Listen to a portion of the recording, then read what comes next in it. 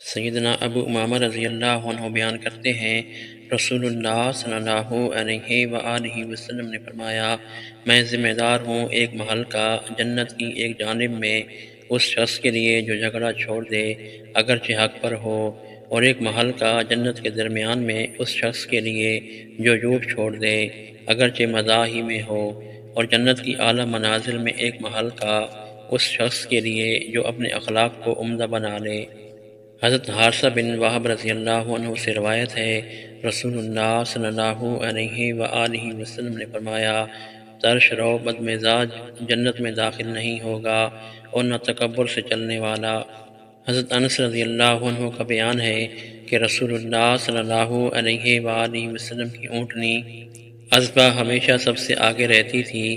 کوئی اس سے آگے نہ بڑھتا تھا۔ ایک بدوی اپنے ایک جوان اونٹ پر آیا اور اس اونٹنی سے مقابلہ کیا اور اس سے آگے بڑھ گیا۔ اس سے اصحاب رسول اللہ صلی اللہ علیہ وآلہ وسلم کو گویا ناگواری ہوئی، تو رسول اللہ صلی اللہ علیہ وآلہ وسلم نے فرمایا، اللہ عز و جل پر یہ حق ہے کہ جو کوئی بھی دنیا میں اونچا ہوتا ہے تو وہ اسے نیچا دکھا دیتا ہے۔ جناب حمام بن حارث رحمہ اللہ کہتے ہیں کہ ایک شخص آیا اور اس نے حضرت عثمان رضی اللہ عنہ کے منہ پر ان کی تعریف شروع کر دی، تو حضرت مقداد بن اسود رضی اللہ عنہ نے مٹی اٹھائی اور اس کے منہ پر دے ماری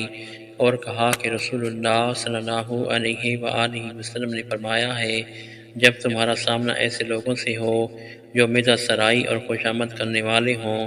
تو ان کے منہوں میں مٹی ڈالو۔ حضرت عبداللہ بن مغفل رضی اللہ عنہ سے روایت ہے، رسول اللہ صلی اللہ علیہ وآلہ وسلم نے فرمایا، اللہ عز و جل رفق اور نرمی سے موصوف ہے، اس سے نرمی اور نرم خوئی پسند ہے، وہ اس پر وہ خوش عنایت فرماتا ہے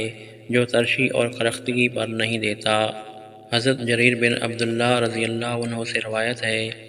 رسول اللہ صلی اللہ علیہ وآلہ وسلم نے فرمایا، جو شخص نرم خوئی سے محروم ہوا وہ سب بھلائیوں سے محروم ہوا۔